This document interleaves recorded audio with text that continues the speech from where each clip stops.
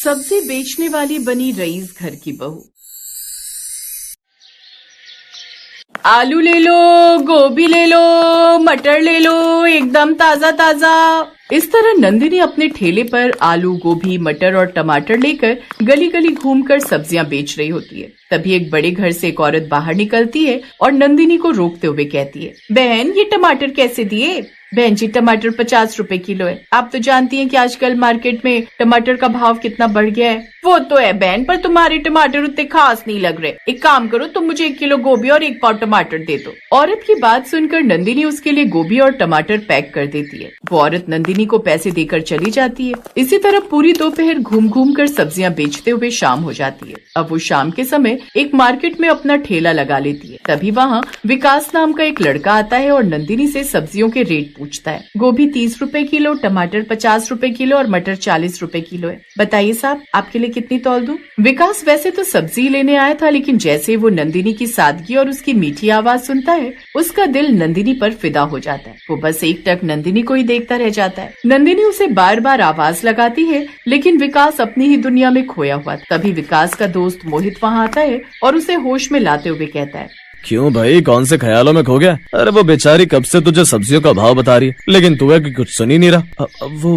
दरअसल मेरा ध्यान कहीं और चला गया था। अच्छा मोहित, मुझे अब कोई सब्जी नहीं खरीदनी, चल घर चलते हैं। इतना बोलकर विकास मोहित को लेकर वहाँ से चला जाता है। नंदिनी उसकी ऐसी अजीब हरकतें देखकर हैरान रह जाती है। कुछ देर बाद जब वो अपने घर पहुँचती है तो देखती है कि उसकी माँ चूल्हे के आगे बैठकर रोटियां बना रही है। ये देखकर नंदिनी कहती है, माँ मैंने आपको मना किया था ना कि आप चूल्हे के आगे नहीं बैठेंगी। सिर्फ चूल्हा ही नहीं, आप घर के किसी भी काम को हाथ नहीं लगाएंगी। फिर भी आप मेरी एक नहीं सुनती। आपको पता है ना कि आपकी तबीयत खराब है। अरे मेरी बेटी, मैं जानती हूँ कि मेरी तबीयत ठीक नहीं है और तू मुझे कोई काम नहीं करने देना चाहती, लेकिन मैं इस बात से भी अनजान नहीं रह सकती कि तू सारा दिन सब्जियां बेचकर थक जाती है। अब तू इतनी थकी हारी घर आएगी और फिर खाना बनाएगी तो ऐसा कैसे चलेगा? भगवान न करे कल को तू बीमार हो गई तो क्या होगा? ऐसा कुछ नहीं होगा माँ, आपकी बेटी बहुत स्ट्रांग है। इतना बोलकर नंदिनी अपनी माँ को चूल्हे के पास से हटा देती है। थोड़ी देर बाद दोनों माँ बेटी साथ बैठकर खाना खाती हैं। दरअसल नंदिनी के पिता तभी गुजर गए थे जब वो बहुत छोटी थी। उनके जाने के बाद उसकी माँ सुनीता ने सब्जियां बेचकर ही नंदिनी की परवरिश की थी। लेकिन अब जब सुनीता बीमार रहने लगी तो नंदिनी ने अपनी माँ का काम संभाल लिया। अगले दिन सुबह होते ही नंदिनी अब ताजी सब्जियां लेने मंडी निकल जाती है। उधर विकास रात भर सो नहीं पाया था। उसके कानों में बस नंदिनी की वो मीठी आवाज गूंज रही थी। दोपहर होते होते विकास उसी गली में पहुंच जाता है जहां नंदिनी अपना ठेला लगाती है। तभी वहां एक घमंडी औरत आती है। ए लड़की, कल तो तूने दूसरी गली में मटर 30 रुपए किलो दिए थे, आज 40 रुपए क्यों बोल रही है? तुम जैसे छोटे लोग ना बस मौका देखते लूटने पर उतर आते हो। शक्ल तो देखो अपनी, और दाम ऐसे लगा रही है जैसे किसी मॉल में बैठी हो। बहन जी मंडी के दाम रोज बदलते हैं, ये मेरे हाथ में नहीं है। और जहाँ तक लूटने की बात है तो मैं पसीने की कमाई खाती हूँ, किसी की जेब नहीं काटती। अगर आपको दाम ज्यादा लग रहे हैं तो आप कहीं और से ले लीजिए, पर इस तरह मेहनत करने वालों की बेइज्जती मत कीजिए। जबान लड़ाती है, बहुत गर्मी है ना तुझ में। अभी पुलिस को फोन करके तेरा ये गंदा ठेला यहाँ से हटवाती हूँ, फिर देखते हैं तेरी अकड़ कहाँ जाती है। 2 कौड़ी की सब्जी वाली, और बातें देखो कितनी बड़ी बड़ी। विकास ये सब देख रहा था और अब उससे रहा नहीं गया। मैम जरा अपनी जबान को लगाम दीजिए। ये लड़की ईमानदारी से काम कर रही है और आप अपनी अमीरी का रौब इस पर झाड़ रही हैं। अगर आपको 10 रुपए की महंगाई से इतनी दिक्कत है तो शायद आपको यहाँ से चले जाना चाहिए। और जहाँ तक पुलिस की बात है तो बुलाइए पुलिस को। मैं भी देखता हूँ कि एक गरीब को परेशान करने पर पुलिस क्या कहती है।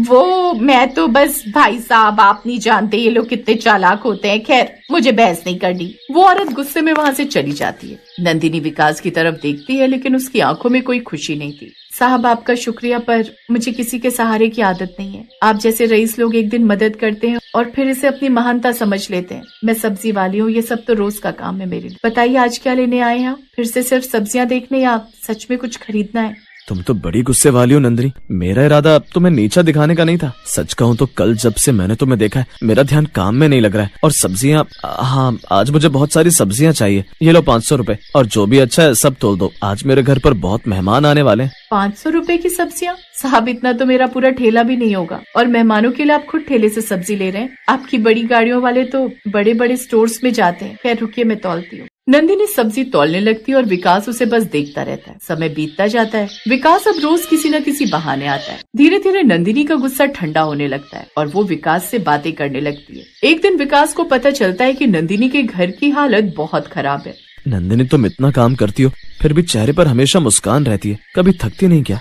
थकने का हक सिर्फ अमीरों को है विकास जी। हम जैसों के पास अगर पैर थक जाए तो चूल्हा ठंडा पड़ जाता है। घर में बीमार माँ है, उनके इलाज के लिए मुझे ये ठेला खींचना ही पड़ता है। पिताजी के जाने के बाद माँ ने मुझे इसी ठेले से पालकर बड़ा किया है। अब मेरी बारी है उनका साथ देने की। तुम्हारी हिम्मत देखकर मुझे खुद पर शर्म आती है। मैं तो बस अपने पिता के बनाए बिजनेस पर बैठा हूँ। नंदिनी, क्या मैं तुम्हारी माँ से मिल सकता हूँ? मुझे लगता है कि उन्हें अच्छे डॉक्टर की जरूरत है। आप हमारे घर आएंगे? विकास जी, हमारा घर बहुत छोटा है, वहाँ आपके बैठने के लिए सोफे भी नहीं है। आप वहाँ फिट नहीं बैठेंगे। रिश्ते सोफों से नहीं, दिलों से बनते हैं। नंदिनी, मैं कल पक्का तुम्हारे घर आऊंगा। अगले दिन विकास नंदिनी की झुग्गी में पहुंचता है। वहाँ की गरीबी देखकर उसका दिल दहल जाता है। विकास तुरंत अपने डॉक्टर को फोन करता है और उनकी जांच करवाता है। कुछ दिनों की दवा और देखभाल के बाद सुनीता जी की तबीयत सुधरने लगती है। बेटा विकास, तूने हमारे लिए जो किया है वो तो कोई सगा भी नहीं करता। तू इतने बड़े घर का होकर इस गरीब की झोपड़ी में बैठा है। भगवान तुझे लंबी उम्र दे। माँ जी, मुझे आशीर्वाद नहीं, आपका साथ चाहिए। मैं नंदिनी को बहुत पसंद करता हूँ और उसे अपने घर की बहू बनाना चाहता हूँ। क्या आप अपनी बेटी का हाथ मेरे हाथ में देंगी?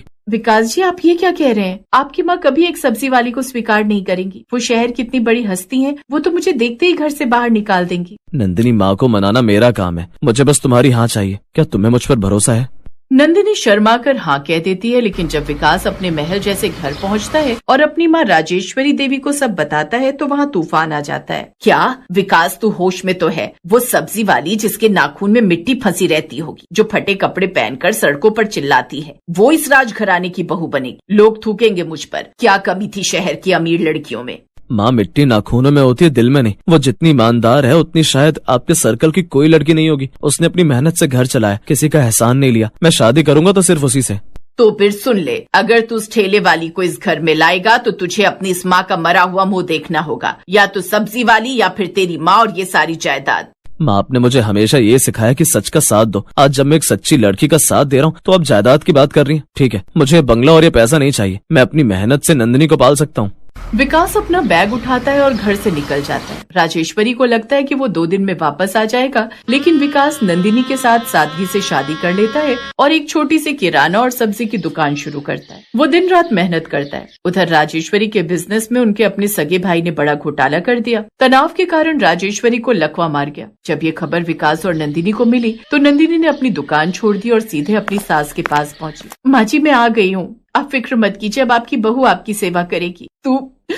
तू यहाँ क्यों आई है? मैंने तो तुझे कभी अपनाया ही नहीं था। देख, आज मेरी रईसी मेरे काम नहीं आई। मेरे अपने भाई ने मुझे सड़क पर छोड़ दिया। माँ जी, रईसी पैसों से नहीं परिवार से होती है। आपने मुझे ठुकराया था, पर मैंने तो आपको हमेशा अपनी माँ माना है। आप बस आराम कीजिए, मैं आपके लिए गर्म सूप बना कर लाती हूँ। ऐसे ही समय गुजरता है और देखते ही देखते कुछ महीने गुजर जाते हैं और इन महीनों में नंदिनी ने अपनी सास की ऐसी सेवा की जैसे कोई अपनी सगी माँ की भी नहीं करता। धीरे धीरे राजेश्वरी देवी ठीक होने लगी। एक दिन उन्होंने नंदिनी को अपने पास बुलाया। नंदिनी, आज मेरी आंखें खुल गई हैं। जो सुकून मुझे तेरी सेवा में मिला वो इन महलों में कभी नहीं मिला। मैंने तुझे सब्जी वाली कहा, पर असल में तू तो एक पारस है जिसने इस घर को सोना बना दिया। मुझे माफ कर दे मेरी बच्ची। तो माँ, अब तो आपको बहू मिल गई ना आपकी? हाँ बेटा, आज से ये घर की चाबियाँ और ये माँ सब नंदिनी की है। और हाँ, कल हम शहर के सबसे बड़े होटल में पार्टी देंगे और सबको मैं गर्व से बताऊंगी कि मेरी बहू कौन है। सास की बात सुनकर नंदिनी की आंखों में आंसू आ जाते हैं और इस तरह सब्जी वाली इस रईस घराने की बहू बन जाती है।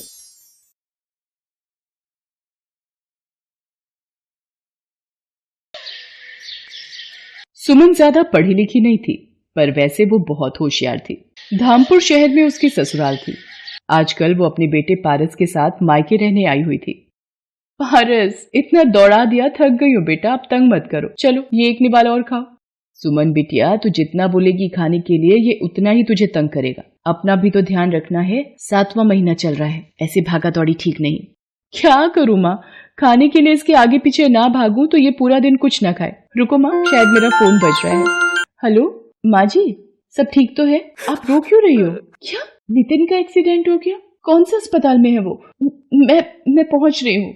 सुमन के पति नितिन का रोड एक्सीडेंट हो जाता है। सुमन अस्पताल पहुंचती है। सुमन बहू, डॉक्टर ने कहा है कि नितिन के पैरों में गहरे जख्म आए हैं। डॉक्टर, कुछ तो इलाज होगा। देखिए, अभी कुछ नहीं कहा जा सकता। इनके घुटनों के हिस्से में ज्यादा दबाव पड़ा है। माँ, मैं और मीना जरा घर जा रहे हैं। बंटी घर पर अकेला है। सुनो जी, ये तुम्हारा भाई तो अपाहिज हो गया है। अब हमारी छाती पर क्या ये सारी जिंदगी बैठकर मूंग दलेंगे? ऊपर से उसके 2 बच्चे, एक साथ में है और एक पैदा होने वाला है। अब तुम मेहनत करोगे और वो मुफ्त की रोटियां तोड़ेंगे। अरे मीना, तुम देखती जाओ, इन्हें घर तो आने दो। मैंने सारा किस्सा ही खत्म कर देना है। तुम मुझे इतना बेवकूफ मत समझो। मैंने सब सोच लिया है कि मुझे करना क्या है। हाँ। सुमन और उसकी सास नितिन को घर लेकर आते हैं। अगले दिन, माँ, मुझे नहीं लगता कि अब नितिन कोई काम कर पाएगा या कभी चल पाएगा। देखो ना, मेरा भी अपना परिवार है, मेरे भी अपने बच्चे हैं, है ना। मैं कब तक इसके परिवार को भी पालता रहूंगा। सुरेश, तू कहना क्या चाहता है? साफ साफ बोल। मैंने सोच लिया है, अब हम दोनों भाइयों को अलग अलग हो जाना चाहिए। हम दोनों भाइयों का कोई अपना मकान या अपनी दुकान तो है नहीं, किराए के घर में रहते हैं और किराए की ही दुकान है। मैं कब तक किराया भी भरूं और सबकी रोटी का भी इंतजाम करूं। नितिन, तू अब सुमन और अपने बच्चों के साथ दूसरे घर में रहने का इंतजाम कर ले। सुरेश, तुझे जरा सी भी शर्म नहीं आती? अपने छोटे भाई की मजबूरी का फायदा उठा रहा है। आज उसे जिंदगी ने अपाहिज बना दिया है तो तू उसको हर तरफ से लाचार बना रहा है। माँ जी, आप ये गनीमत समझो कि हम आपको यहाँ से नहीं निकाल रहे हैं, वरना फिर आप जानती हैं। अरे तू क्या मुझे निकालेगी? मैं ही अपने बच्चों के साथ यहाँ से चली जाऊंगी। सुरेश, तू बड़े भाई के नाम पर कलंक है। अगले दिन सुमन सबके साथ अपनी माँ के घर आ जाती है। तू चिंता मत कर, तू अब मेरे साथ यहीं रह मेरे पास। नहीं माँ, मैं तुम पर अपने परिवार का बोझ नहीं डाल सकती। तुम भैया भाभी के साथ रहती हो, मैं नहीं चाहती मेरी वजह से मेरे मायके में कोई परेशानी हो। माँ, तुम यही पास में ही कोई किराए का घर दिलवा दो, मैं वहीं रह लूंगी। मेरी बच्ची, तुझे कितने दुख झेलने पड़ रहे हैं, पर भगवान पर भरोसा रख, वो सब ठीक करेंगे। सुमन 1200 रुपए महीने का एक किराए का कमरा ले लेती है। अब उसकी सबसे बड़ी दुविधा ये थी कि आखिर वो अपने परिवार की आजीविका चलाने के लिए पैसे कहाँ से लाए। एक दिन, माँ जी, पारस माँ के साथ वृंदावन दर्शनों के लिए चला गया है। घर कितना सूना सूना सा लग रहा है। हाँ बहू, वो होता है तो पूरा घर उसके शोर से गूंजता रहता है। माँ जी, नितिन की 2 कमीजें दर्जी को ठीक करने के लिए दी थी, मैं लेकर आती हूँ। सुमन बाजार चली जाती है। रास्ते में वो सोच में डूबी थी, क्या करूं? मुझे कमाई का कोई जरिया तो ढूंढना ही होगा। मुझे कहीं नौकरी भी तो नहीं मिलेगी।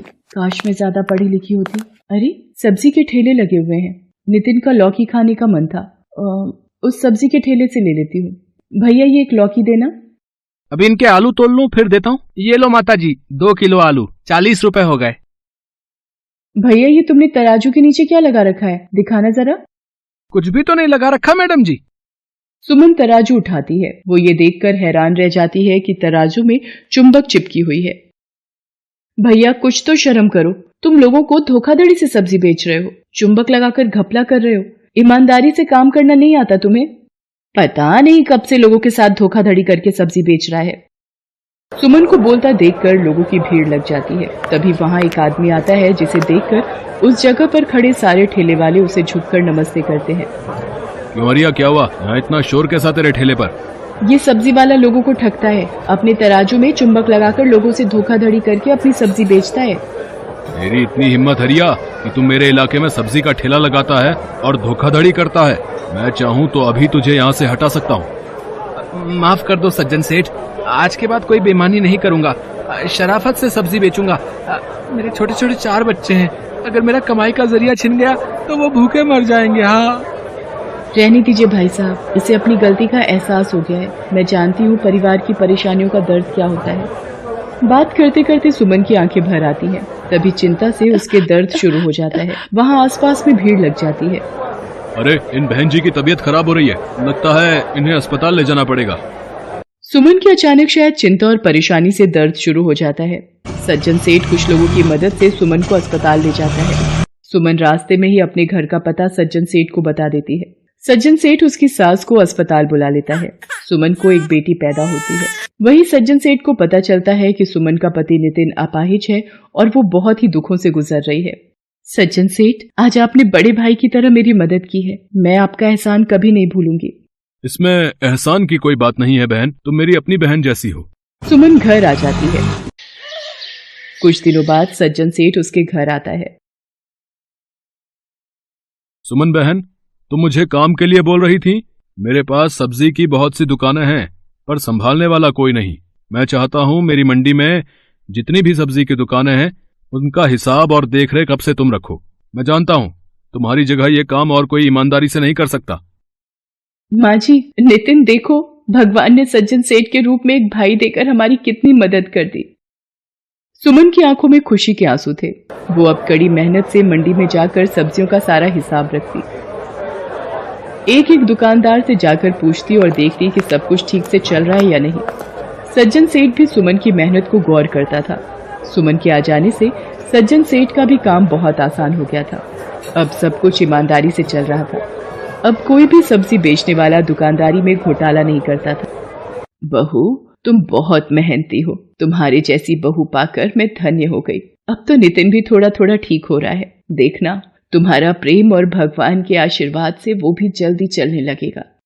सुमन को सज्जन सिंह के रूप में देवता समान भाई मिल गया था। उस दिन के बाद सुमन सब्जी मंडी का सारा काम संभालने लगी। धीरे धीरे अपनी ईमानदारी और मेहनत के बल पर सुमन एक सब्जी वाली बहू बनकर अपनी सारी जिम्मेदारियां निभाती है। Thanks for watching.